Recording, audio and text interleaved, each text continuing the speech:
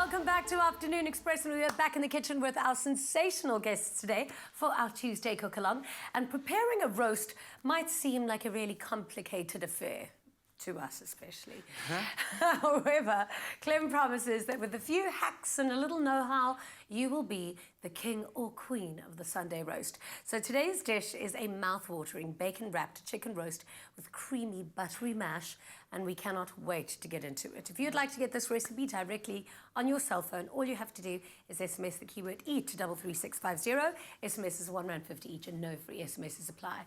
Now, a Sunday roast. The mashed potatoes are the best, but how do you prevent the roast from being dry? Well, this has got to be juicy. There's different methods. You can either, if you're doing chicken, for instance, you could brine the chicken, which is a solution of salt and sugar in liquid, and you put the chicken in there and it sleeps in the liquid overnight. But you don't really want to be like spending that much time preparing for it, do you? Yeah. No. And then also like how you cook it is very important. If you're going to cook it with extremely high heat and you just dry the bird out, it's going to be droog. Yeah. No. Yeah, we don't want to. No. So this is a really great way. So just focus on how you cook your chicken at home, and that's the thing. Low and slow in the beginning, and then give it nice heat at the end to get a nice brown on the outside. I say that's always a safe way to have a juicy chicken. Or go to Woolies and do what I did. All right. So I got this beautiful deboned smoked chicken because it's the easiest thing right now. We always know turkey is like a very festive bird, but if it's just like the four of us. Like one big turkey it's too much. It's too much. But also turkeys take a long time to cook.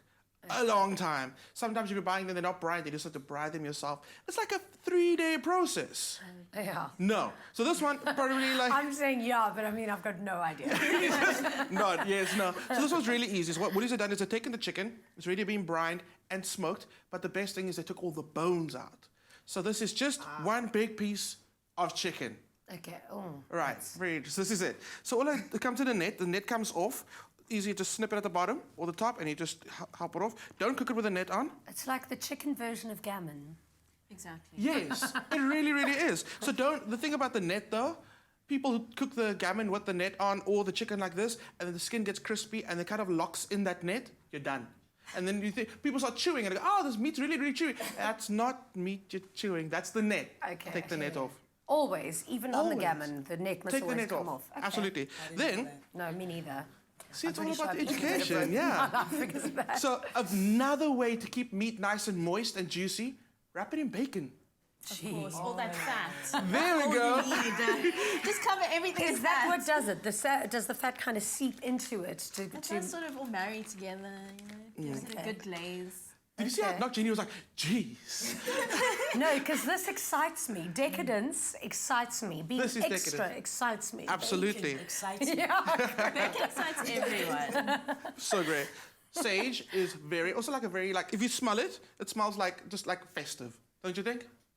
Let me smell. I don't know what sage smells like. Oh, you're also just nodding and saying, okay. I don't know what festive smells like. No, that smells like Christmas. Okay.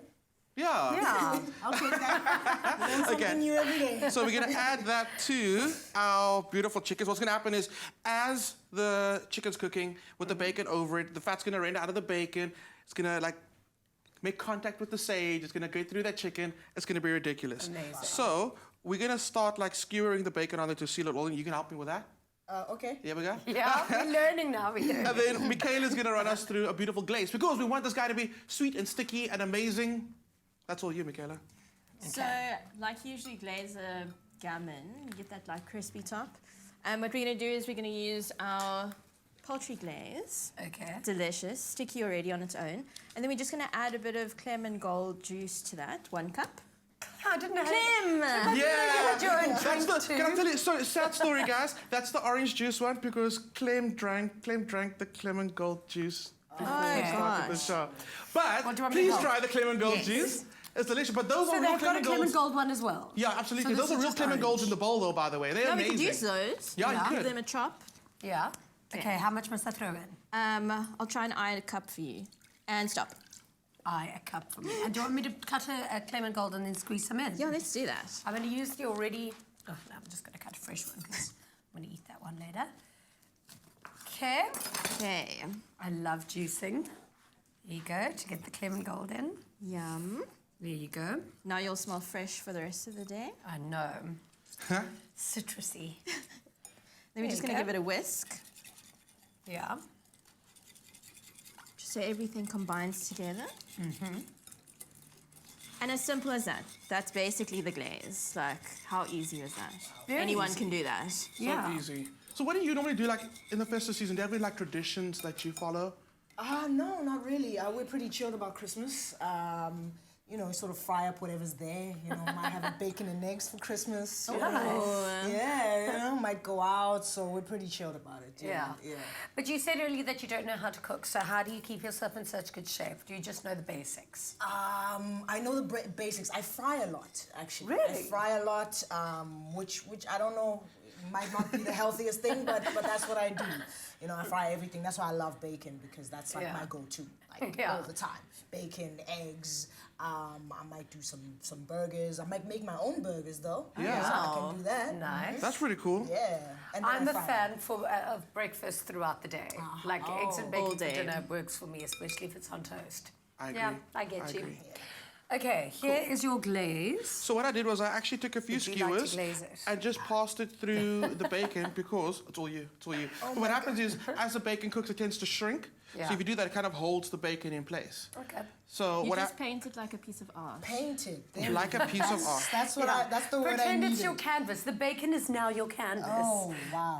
Like that. Exactly. Absolutely. Yeah. And a very important thing about glazing is to do it in stages. So I say once it goes into the oven, every 10 minutes, take it out and give it another glaze. You want it to be like super lacquered and really stuck with it, get it nice and sweet and juicy.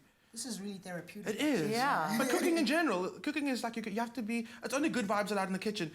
True story. If you come into the kitchen with bad vibes, it's going to reflect in the food that you cook. It does. Okay, can I tell you what I've been researching, and I think you'll appreciate this well. There's this thing on the internet where people record themselves whispering and making interesting little sounds, and people literally, there's billions of people that watch it on the internet. ASMR. I actually watch it. I was watching it last night, and I was literally lying there tickling myself listening to it. It works. Have you not heard about this? No. So basically, what these people like make different sounds. Like they'll take a brush and brush hair next to a microphone so that you hear the sounds, and then they talk to you like this. And it's supposed to calm everything in your body and help you sleep better. Really? You have So questions. it really does work. So that is like a form of ASMR. Do people get paid for that? yeah. Yes, I this might girl's need got to a billion add that to followers. the- Yeah, add Add it to my, like, there we go. As long as we're getting paid, we're doing it. Exactly. There we go, perfect. So this goes into the oven now. The best thing about this is the fact that the chicken itself has already been pre-cooked. It's only going to take about 30 minutes in the oven. All right. And that's done. For a roast, I think that's amazing. Yeah. Yeah. So in summary, we've taken our deboned smoked chicken and we've glazed it with the bacon wrapped around it and some sage underneath the bacon so that it can pull in the flavor here Yes. Now Draw do it in it your ASMR voice. and draw it in so that the sage will absorb. Jeannie would be the best at ASMR. So I'm going to try it actually. You should do the eating ones too, where you have to crunch loudly. Yeah, or the the sound of the spit in your mouth and then yeah. It's a Gives me thing. the I creep. didn't start it, but But it's a I'm thing. actually going to do it. Let us know online if you're a fan of ASMR. Tweet us if you've ever listened or if you've got any interest in it at all. It fascinates me. We'll be me a right back turn. after the break. I know. Welcome back to Afternoon Express. If you've just joined us, we are in the kitchen for our Tuesday cook-along with our absolutely epic guests. We've got a chicken roast in the oven, and things are about to get delicious because there's nothing better than a Sunday roast than roast potatoes. Absolutely. How do you plan on making these delicious taters? Okay, so I'm cheating today, but this Okay. is not just like for the festive season. I cheat like this almost every week when I have to make it. Wow. Frozen mashed potatoes. This is not big. It's possibly one of my favorite Woolies off-the-shelf hacks ever. I've never tried it. Today's the day. Because it's made out of real potatoes and real butter. There's nothing fake about this. So what they make it, and then obviously they freeze in little pellets, and then you get home, and then you just add it to a pot of bubbling milk, Or you could even make it in the microwave, which I really like. Okay, this is my favorite smell ever. Smell that. Boiling milk. Oh, wow. Boiling milk smells Smells so... like when I was younger, something Absolutely. used to happen. Yes, yes. Smells like nostalgia. Yes. There we go. Will you add it to the pot before the milk boils Before over? the milk, how much am I doing? What am I I'm doing? going to say you can go for the whole pack for now. Let's do the whole kg bag. It looks like gnocchi.